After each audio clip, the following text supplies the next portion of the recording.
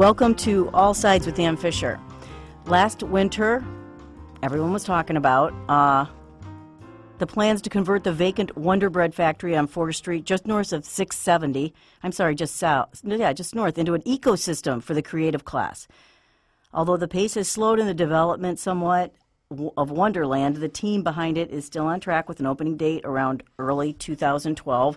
So joining us today for an update and primer about the operation is Adam Brouillette. He's the new executive director of the project. They just announced that yesterday. He's also a founder of Wonderland, president and founding member of Couchfire Collective, secretary of the board of trustees for the Ohio Art League. He is an artist as well, and his work has been exhibited in several galleries, universities, and centers of art in Ohio. So my first question to Adam will be when does he sleep? He's a very busy guy. Welcome to the show, Adam. Thank you. Coming up later are two more of the founders of Wonderland and its board president. So stay with us, and if after a few minutes you have questions or comments, you can give us a call at 614-292-8513, or you can email us at allsides@wosu.org. Or go to Facebook or Twitter, and Fisher WOSU. Adam, tell me, really, how are you going to manage everything? Is there anything you're giving up in this process? There's going to be things that I have to give up, one being most of my design company work. I've definitely had to put a little bit of a back burner on the artwork just in the startup phase, but a lot of those things are essential. A lot of the activities that I'm involved with are essential to what we're doing with the project also. So I've got a pretty high motor. I'm not worried about burning out anytime soon. Hopefully I can just manage the time well. So tell me, what are you trying to do with your time then? What is the executive director's job at this point? Right now, the biggest thing, we realized a while ago that there were two ways that we could do this. We could do it quickly or we could do it correctly.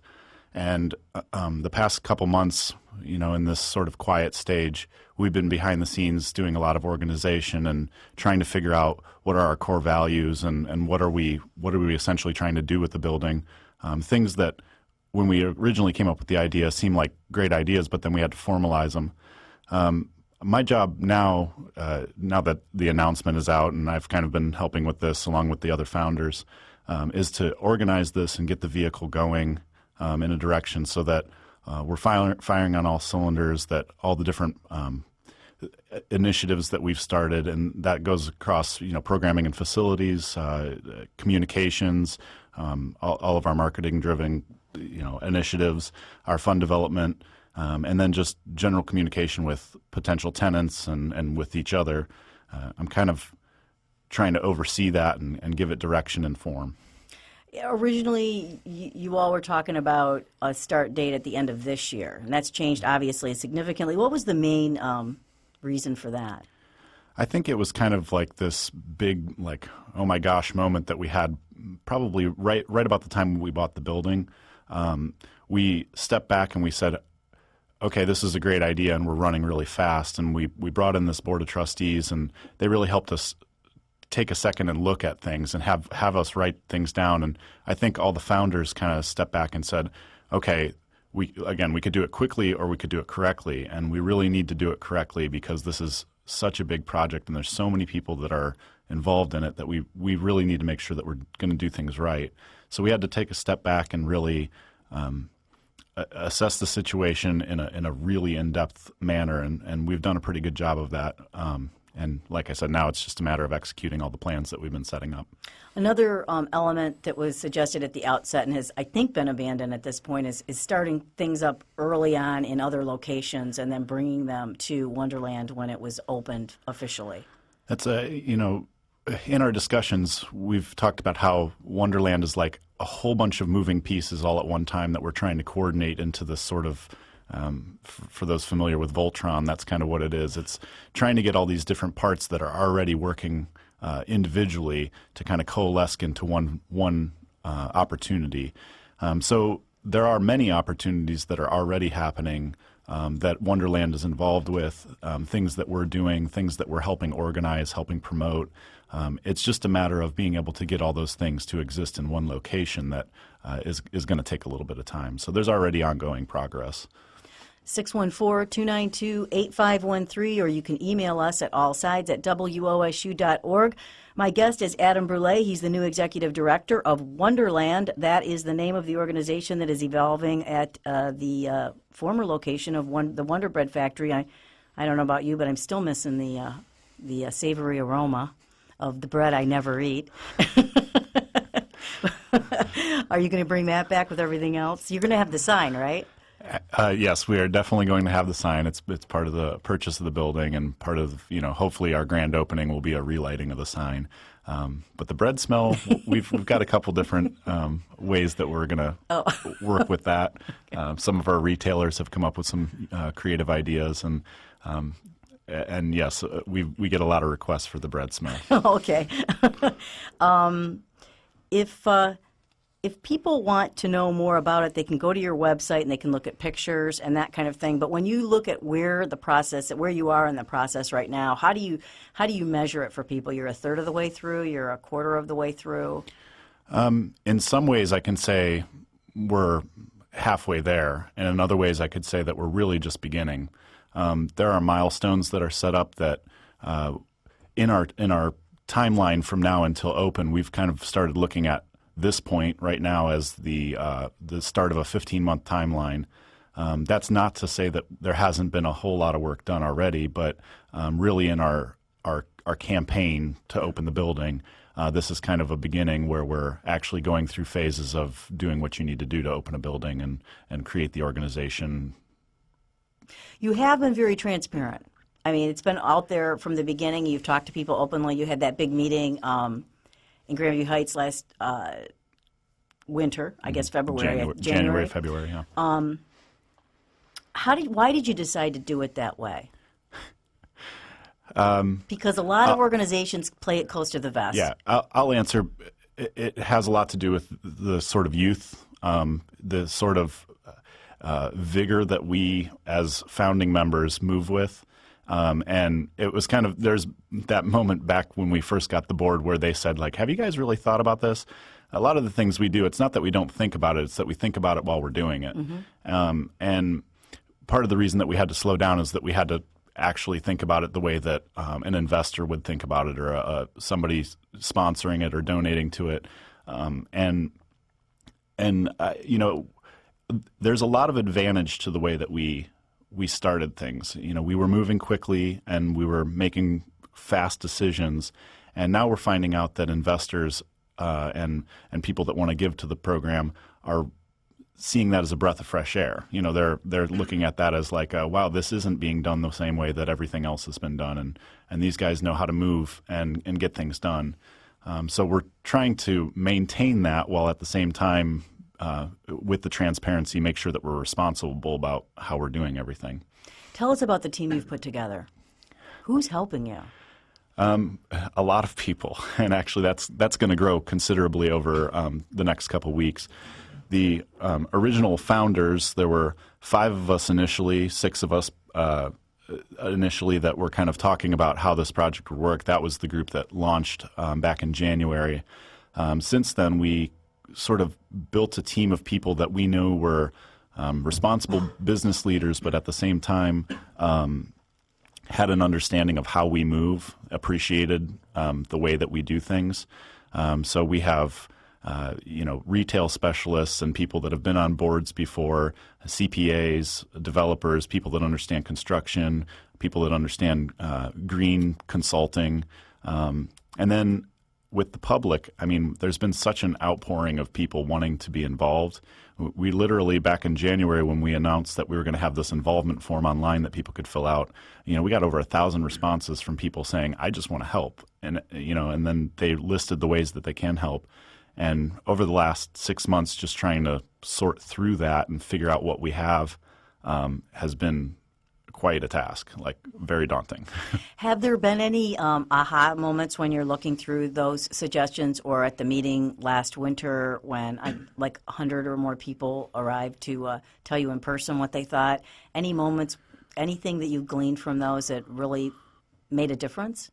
Yeah, I mean, that initial launch, when we had, over 300 people show up to Junction View and pack into a room just to hear about the project, that was definitely an aha moment of, wow, there are a lot of people that really want to see this happen. And that was also an aha moment of, there's a lot of scrutiny about how we're going to do things and a lot of eyes on the project. That was probably the first one that helped us slow down. But since then, there's been a lot of aha moments of just internally as we're talking and we're working with the board to go through what our original concept was. It's nice to see that the development of the idea hasn't stopped. In the last 6 to 8 months working with the board, all we've done is crisp up and add in and develop that original concept to a way that's very dynamic and very it's still fresh and it moves quickly, but it's more solid and it has more arms and legs. Have you heard from organizations in other cities around the country asking you how you're doing this, or do you know if people are following it? Because there's been a lot of Wonder Bread factories out there for sale, but none of them have been used for something like this, and really there's nothing quite like this as far as I could find. Yeah, what we're finding is there's a lot of facilities that do portions of what we do, but as far as something that's all-encompassing in the drastic fashion that we're jamming things into a facility or building a community, it really hasn't. There hasn't been a facility that we can find that's 100% analogous.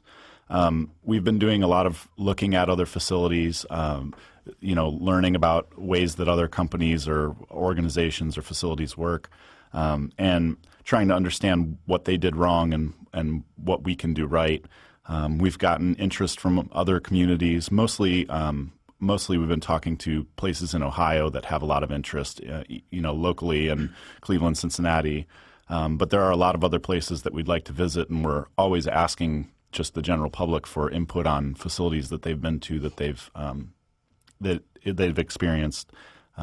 Some of them really stand out: the Torpedo Factory in Alexandria, Virginia, the Third Ward in Brooklyn, the RIC in Detroit, the Melwood, Kentucky Arts Center, I guess it's called. So we've heard a lot of information about the way these kind of things work, and we're kind of trying to take that and sort of break the mold a little bit. Okay, time for our first break. If you would like to join the conversation about Wonderland, we have all the founders here. We have the president of the board of directors with us, and you can give us a call at 614-292-8513. You can email us at allsides@WOSU. You can Twitter us at Ann Fisher WOSU, and you go to the All Sides with Ann Fisher Facebook page. I will not belabor that again. This is All Sides with Ann Fisher on WOSU 820 NPR News.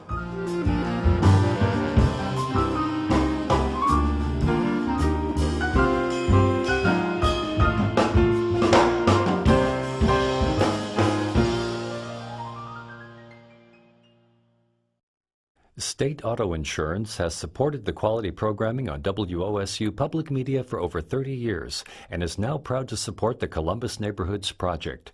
Watch Columbus Neighborhoods with the Short North transformed from a rundown, forgotten part of the city into Columbus's Center for Arts and Culture. So take a fresh look at one of Columbus's great neighborhoods, the Short North, re-airing on Thursday, October 14th at 9 p.m. and Friday the 15th at 11 p.m., only on WOSU TV. And you're listening to WOSU 820 NPR News. Tune in this afternoon at 2 o'clock for Talk of the Nation. It's Wednesday, so the political junkie is stopping by to discuss all things politics. Talk of the Nation from 2 until 4 on WOSU. And it's 50 degrees in downtown Columbus at 10:20 this morning. A few clouds this morning. It should clear out this afternoon, leaving us with sunshine later today and a high of 68 degrees. A few clouds tonight and a low of 48.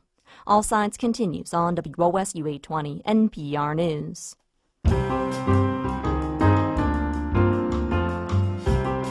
Welcome back to All Sides with Ann Fisher. We're talking about Wonderland. It is the concept that will manifest in the old Wonder Bread factory on 4th Street. If you want to join the conversation, 614-292-8513 or allsides@wosu.org or all the rest.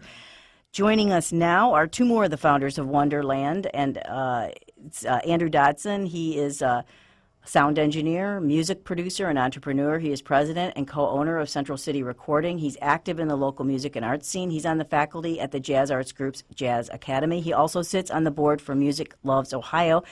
That's a nonprofit group that programs things for organizations like Godman Guild and the YWCA. Andrew, welcome to the show. Thank you. And also Josh Quinn, he's with us as well. He is a founder of the project. He owns the Short North Boutique Tiger Tree with his wife, Nikki. I misspelled boutique and Nikki. He also designs accessories under the banner Maxine Deer. He is an active arts promoter. And welcome to the show, Josh. Thanks for having me. Okay, so we talked in the break, and I said I'm going to ask you. You certainly didn't decide all of this, when the Wonder Bread Factory went on the market, but I was wrong, right, Andrew? Kinda, yes and no. I think in Columbus, especially over the past 5 years or so, the concept of an art space in particular has been talked about a lot. Part of it was the art space survey that was done. Adam has looked at some other facilities as well. Already Junction View exists. There's a couple other co-working type spaces. And so I think that a part of it was all of us kind of, me coming from the music world and the retail world and business, all kind of saw how well those work for the art community. And, we're a little bit envious. We said maybe we want to do stuff like that for our groups as well. But, Adam and I, we know each other from working on a number of different events together. And one of the things we noticed doing the events is that, when you have just an art event or just a music event, you get just art fans or just music fans. When you put everything together, you get all of these different crowds, and they have a chance to kind of commingle, and folks who wouldn't have otherwise gone to see a band might see a band, or who wouldn't have otherwise checked out an artist get to check out an artist. And when we mix in things like vendors to that whole mix, people doing small business craft type stuff or kind of curating stuff like Josh does, it's just a whole other element. So what we were trying to do is take the vibe of these different festivals that have kind of grown over the past few years and find a place that could house that energy 24/7, 365. But Josh, it hasn't been done before. We talked about that earlier with Adam.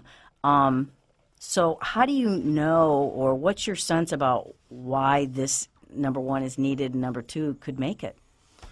I think the overwhelming enthusiasm from everybody proves both of those things. To start with, it was just kind of a whim. It was something that we were all sort of working on our individual aspects of personally. And when this opportunity came about, we jumped at it. As far as the proof, I don't want to use a cliche and say the proof is in the pudding, but it's kind of the outpour of support and enthusiasm and people's willingness to jump on and help out is all the proof that we need to go forward. Is there something about Columbus? Is the Columbus different? Would this set it apart? Is there something about Columbus that makes people collaborate that way and makes it seem like a natural thing to do? I think so, yeah. When I talk about why we ended up moving here from LA to open our shop, I always sort of use the phrase population chill factor. I think that there's a lot more people here than most people, especially outside of Columbus, recognize. And I think that sort of environment is ripe for development and ripe to move forward culturally. So yeah, I think that there's enthusiasm for creative ideas here, and I think that it's a market that is very affordable and easy to live in, and so it lets artists and first-time entrepreneurs and people like me opening their first shop an ability to access a large audience. I could afford to open a large shop in Mansfield or something, but the audience isn't there. But comparatively to large cities, I've got a neighborhood like the Short North that's very, metropolitan in a lot of ways and is very dense. And what I can get for the same entry versus, Chicago or New York is tremendous. Let's talk about the concept. I think, the idea of the cross-discipline collaboration. We talked a little bit about, it's nice. It's a nice idea, but what ultimately is the ultimate goal of that. You have to sustain something like that, and it hasn't happened naturally necessarily anywhere else except in institutions like colleges and universities and that sort of place. Well, it used to. I mean, I think that's what's interesting about it is that a lot of what we're doing seems very modern, trying to sort of break the mold of a nonprofit organization or break the mold of mixed-use development. What's bizarre is that other neighborhoods don't seem to interact anymore. And so you'll have a store owner like me in the first floor of a mixed-use development, and there may be a great attorney upstairs, and when I need an attorney, I get a Yelp review, and I might drive up to 161. So it's sort of reintroducing, I think, this community where it's not forced interaction, but it's getting, residents of that community who are coming in with the spirit of collaboration, who understand that they're there to be interacting with one another. I interviewed the biographer of Leo Castelli, the great galleryist from New York, and she wrote the story of his life, and it was fabulous. But one of the you echoed a lot of what I heard there just a minute ago, that his idea of supporting the artist and befriending the artist and making the artist important wasn't new. It's actually very old world, the idea of helping artists instead of making them suffer. It's actually, Adam? It's something that we look at in terms of Columbus in the position that it's in, and the time being, sort of this world of Facebook and individuals being able to speak up and speak their mind and take part. It's kind of like a new renaissance, and that supporting the artist historically, Renaissance times was it worked really well, and even back then, I think it's funny that Josh is talking about this like it's a really old concept that we're bringing back. Even back then, it was in fashion for people that had means to work with each other, artists working with merchants, and thinking of the merchants also as part of the culture that you're in. And with maybe the 1950s consumerism and just moving into what we traditionally think of as very American, so going to a big store and buying from a shelf rather than thinking about who was making it or who was selling it as being part of your culture. Now all of a sudden we have something like the Short North as a prime example of all of a sudden you have a neighborhood that identifies the culture of a population. And now what we're trying to do is access that same power and say that, all these things, the music, the retail, the arts, all of it's all part of our culture, and we're creating a cultural destination in one location. I think it is an old idea that we're bringing back and popularizing. Leo Castelli said that he wanted to legitimize and validate American art, that everyone had their minds wrapped around European art and everything that was old and across the pond, but he wanted to legitimize American art. And it seems like, the other parallel is legitimizing local artists and local musicians and local creators as well. Yeah, although I don't like, I guess I just don't like the idea that we need to do that. I mean, I think that's a very Columbus thing, talking about what's unique about Columbus. I think, unfortunately, one of the traits is this almost bashful to a fault type of thing. I'm proud of all of our artists. I'm proud of the musicians that I work with, and I wouldn't put them in a different category than anybody coming out of Brooklyn or Silver Lake or wherever happens to be cool. I think that going back to the building, I think for me the key is that there's this Facebook web thing, and my current facility, I go into my studio and it's me and my musicians in my studio, and every once in a while I'll walk down the street and talk to a couple of the shops, the merchants. I'm lucky to be neighbors with folks like Screened, and I can go down and talk with them about business and just bounce ideas off them. But I'm on a city block, and there's 4 of us there, and then it kind of goes off into the city. And I think that for me, the key of this building is that to get to my studio every day, I'm going to have to walk past these artists, and I'm going to have to walk through this retail area, and I'm going to see all these people, and we're going to see each other regularly. And I think that that'll just inherently build this community that is kind of absent due to a lot of that seclusion that people live in these days. I was surprised that you said you've got a list of 500 potential tenants already. Number one, I wanted to ask you, when you envision this, how many potential tenants total are you shooting for? Do you have any idea? When we started, we didn't think that we would have 500 that instantly, and it became very apparent very quickly that, and this is some of the we could do it quickly or we could do it correctly Right. statement. When you have that many people showing interest, you kind of have to listen to all of them and what are you interested in doing? And just listening to all the creative ideas that people are coming up with it's amazing. All the things that we didn't think about at first that now we've had to go back and reconsider and really identify, well, what things are going to make this facility, what ideas do we have to include or exclude, and how do we come up with policies that people can understand that transparently. It's amazing just looking at the breadth of the amount of stuff that people want to be part of this facility. 614-292-8513, or you can email us at allsides@wosu.org. When you talk about 500, well, one thing is you were talking about regulations or how the policies that you would use and operate under. What's that like, having to make up rules and regulations? Coming from a BFA in printmaking background, it's amazing the amount of stuff that I've learned in the last year, and I think all of us could probably say that. Just knowing how these processes work and analyzing other situations that people have already had those experiences, listening to different business leaders and organizational leaders, and people like Nancy Duncan Porter from when she started the North Market, listening to her say what worked, what didn't, and then going all the way into talking to potential funders and hearing what their concerns are. It's been a lot of work, and the work is by no means done. I mean, like I said, we're kind of just at the point where we're able to start enacting some of these things that we've been thinking about.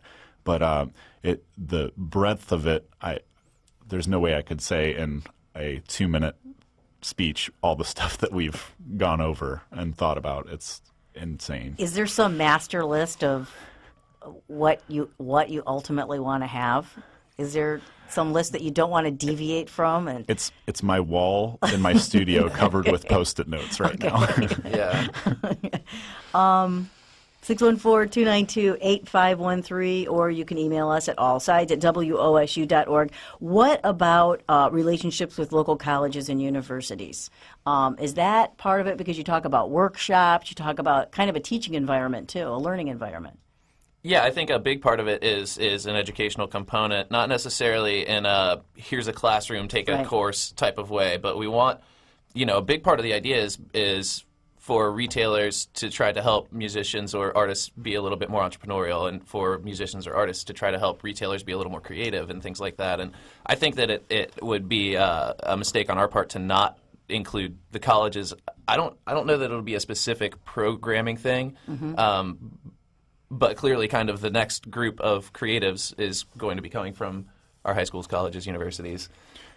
And when you have the second largest college population in the country, if you don't pay attention to the colleges or speak with them, and we do frequently, if you don't speak with them, you're drowning yourself. Our constituents, our users, are probably most likely college grads. And something that we're working really hard to do is solve that problem that Columbus has had for a while about attracting and retaining talent.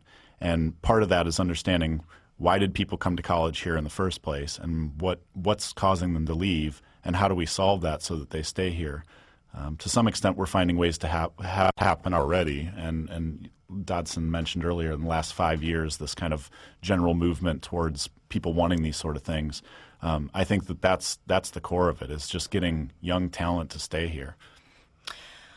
Josh, down in the short north, what are folks saying? Because this is adjacent to, I kind of consider Italian Village part of short north, but technically I guess it's not. But in any event, it's close enough. You can walk there. So what are folks saying down there along High Street? Oh, it's tremendous excitement. Customer-wise, I get 5 or 6 people a day who come in just to ask if there are any updates on the project.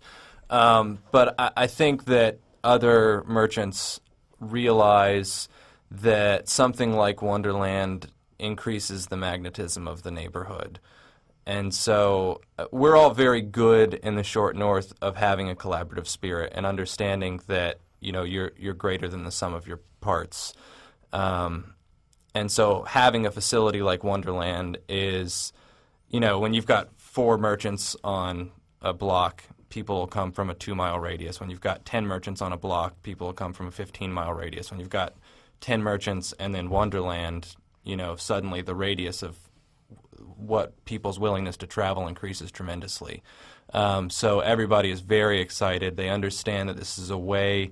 We do consider ourselves to be in the short north, and it's a way to sort of reinvigorate the arts that I think a lot of people have been complaining about leaving the short north. And what I really like about that, and what I think is a nice parallel to the project, is I haven't really figured out a PC way to say it, but I think that what we're doing is kind of bottled arts gentrification. It's it's a path that happens all across the country where artists move into a neighborhood and they develop it and then they price themselves out. Right. We're able to have those galleries and studios and artists have access to what happens next.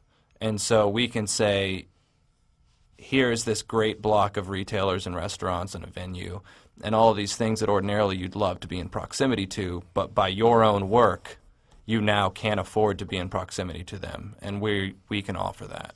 Yeah, and I think sorry to Go jump ahead. in, but I think that the whole idea of expanding the short north and moving east specifically because there's this nice big empty field right across the street from Wonderland, I think one of our goals is economic development for the whole city and for our neighborhood, and I think that that's a huge draw to this particular facility is that it's close enough to the short north and in the short north, but it's also right on the edge, and there's a lot of opportunity to develop that and to define that. And I think that's one of the things people love about Columbus and this Wonderland project and our transparency. It all stems from this whole desire and to define what's next in the city, and I think that will provide an opportunity for that. Another thing about Columbus, and it used to seem, when I first moved here 20 years ago, it seemed like there was a parking lot every other block, is the parking issue. It's a big problem. It's been a big problem in the short north for a long time. Is parking a part of the Yes. okay. Lots Yeah. of parking? Yeah, there's a lot of work we have to do on that still. Again, we have the advantage of there's a big empty area right across that could be developed into any number of things. Right now, it's just a matter of us trying to be good neighbors and listen to the people around us. We're trying to reach out to people and listen to them as much as we possibly can at this current point in time. We haven't started any construction, and we don't have people coming in the building, so we don't know exactly what the traffic flows are going to be.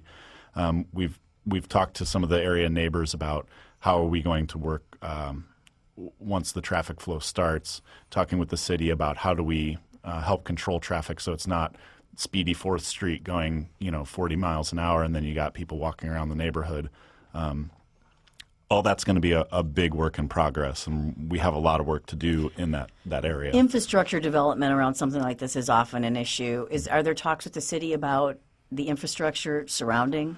They definitely have us on their radar, and with that big empty lot across the street, that's the biggest question Is that mark. the Jeffrey Place? The Jeffrey property? Place, right? Okay, all right. And not knowing what's going to happen with that is, I don't know that it's causing hesitation on the city's part, but we're kind of taking it up and saying, okay, we have to be responsible for starting the fire. Once the fire is going, then we can go to the city and we can say, these are the kinds of things that might be beneficial for the neighborhood. And the neighbors and the Italian Village Society and all those groups will be part of that discussion.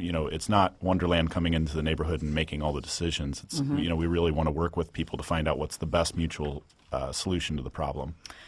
Okay, we have to take another break. When we return, Brad Konya will be with us. He's the president of the board of Wonderland. We'll take calls and we'll get to emails as well. If you'd like to call us, 614-292-8513, or you can email us at allsides@wosu.org. We'll be right back. This is All Sides with Ann Fisher on WOSU 820 NPR News.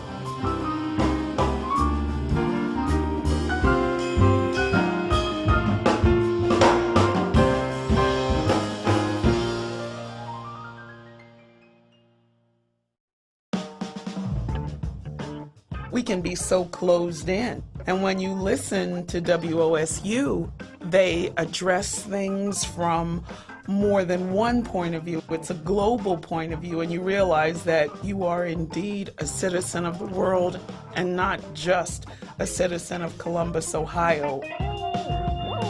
My name is Joyce Eubanks, and WOSU is my source for a world view. You're listening to WOSU 820 NPR News. In 20 minutes at 11 o'clock, as part of our special election coverage, we'll hear from Lee Fisher, Democratic candidate for the U.S. Senate. He joins All Sides at 11, right here on WOSU 820.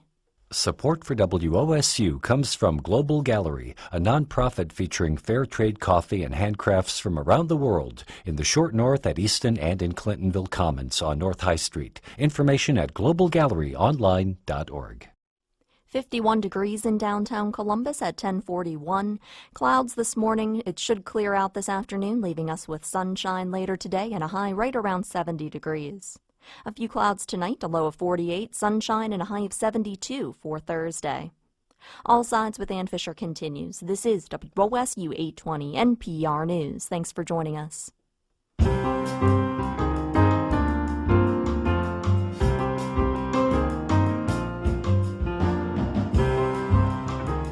Welcome back to All Sides with Ann Fisher. Joining us now, Brady Konya. He is president of the board of Wonderland. We also have still with us Adam Brouillette. He's one of the co-founders and executive director for Wonderland. Andrew Dodson and Josh Quinn, two other founders of Wonderland. If you have a question or comment, you can give us a call, 614-292-8513. We'll take a phone call with a fun question, and then we'll get to an email with the bottom line question. And Pat, you're on the air. Welcome to the show. Well, hi. I just wanted to say thanks to your whole panel for all the work that they've done on Wonderland.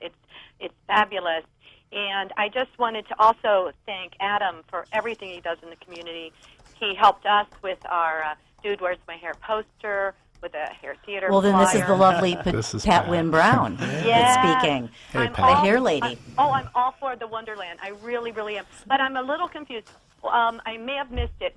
What is the timeline? What's happening now? What will be happening in the near future with activities, or where are you with it as far as is anybody You want to know in when the there? party's going to be, don't you, Patty? I want to know when I can come over there. And the other thing is, are they going to have like the Guinness factory has in Dublin, Ireland, where you can actually go to this machine and smell the beer?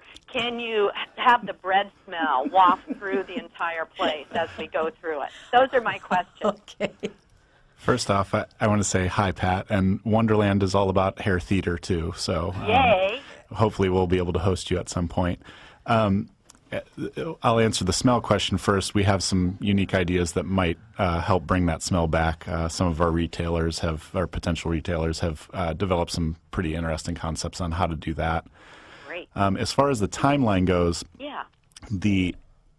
What we're working with right now is a 15-month timeline. We're shooting for New Year's of 2011, so that at the end of next year we have sort of a big opening party, relighting of the sign that coincides with the bicentennial of the city. Where we're at now is sort of enacting a lot of the policies that we've been working with over the past 6 to 8 months. We're sort of setting things in motion. Our fundraising campaign has sort of softly launched just yesterday with an announcement about some of our fundraising efforts that I believe Brady will be talking about.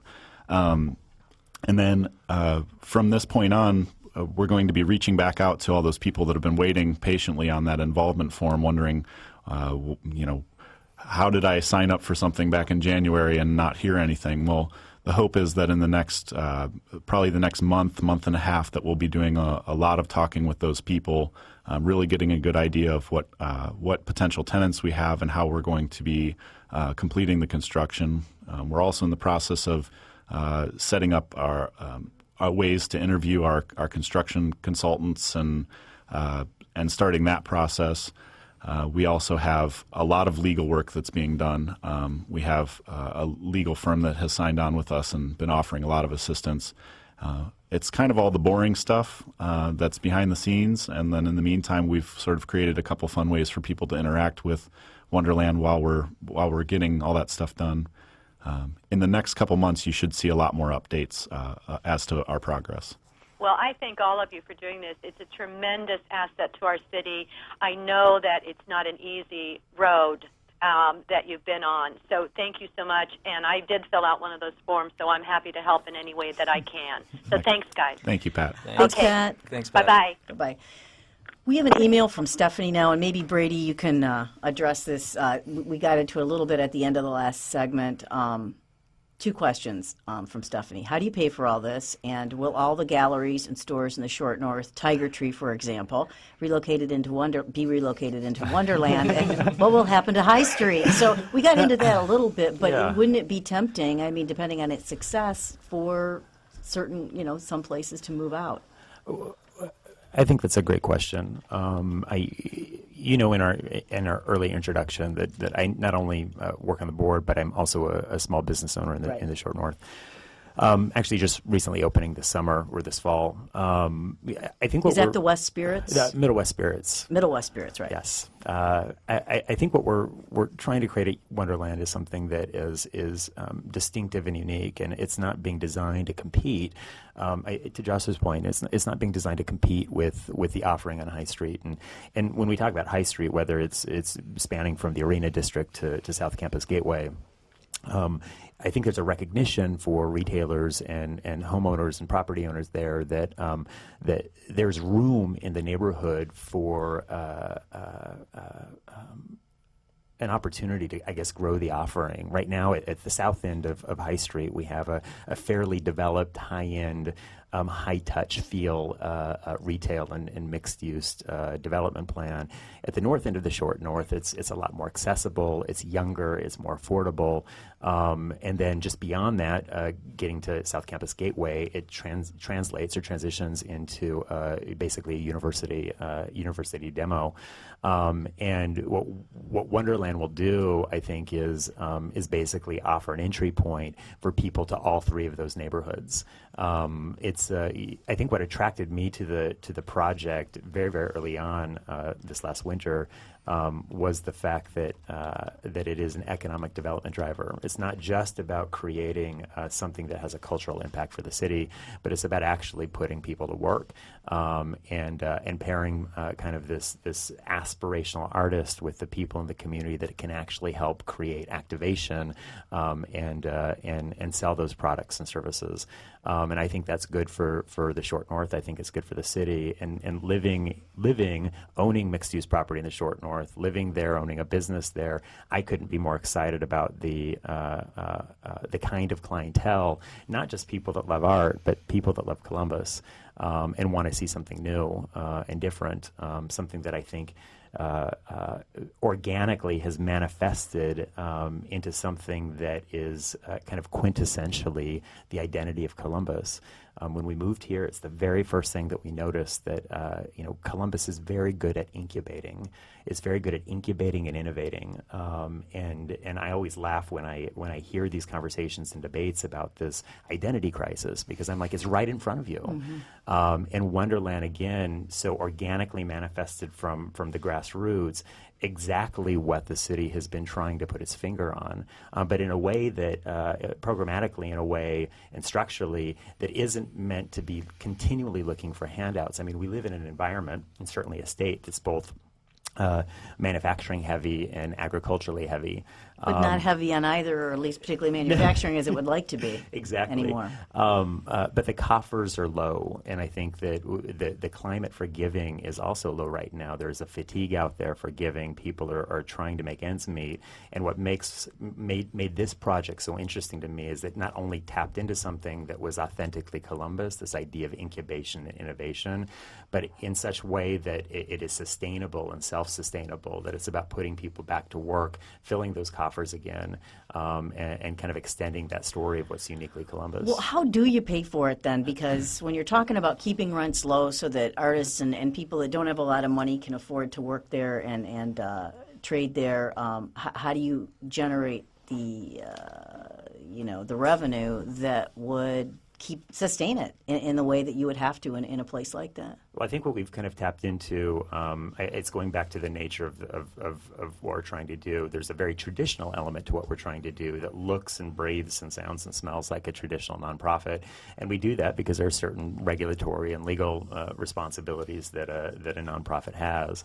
But in many ways, this is a new mold, and there's an energy to a piece of that project, and I think from the folks that are contributing, a lot of effort to reevaluate the way that we do that, and because of that, we have a tremendous amount of potential donor bases from the grassroots level. I think more so, I think we're almost bottom heavy at this point because the visibility of the project is so grassroots. It's almost like building by a village, rather than a traditional fundraising plan, which would be start with your corporate givers and try to work backwards and make the small givers feel good about what they do. This really has kind of turned that on its head. And what we're trying to do now, I think, is create a messaging strategy that embodies that built by a village, by the people, for the people, paired with this idea of it being an economic development engine,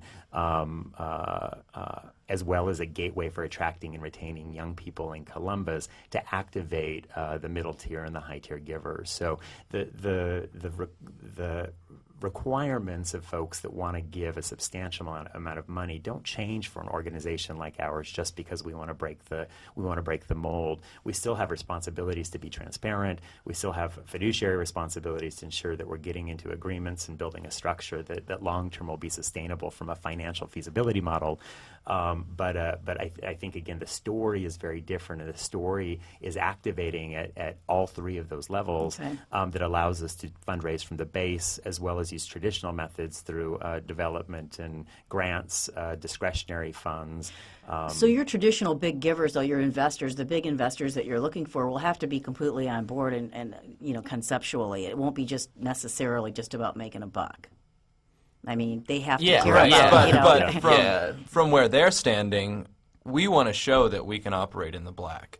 Right. And we think that we have to stand on that platform because one of our main tenets is to teach young creatives that entrepreneurship is a viable career path.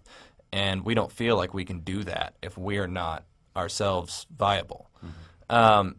So another mold that we're sort of trying to break is that we're seeking seed money. We're not necessarily hoping to go back to these same people every year and say, you've got to bail us out again. We want to show that we're an organization that can operate efficiently like a business.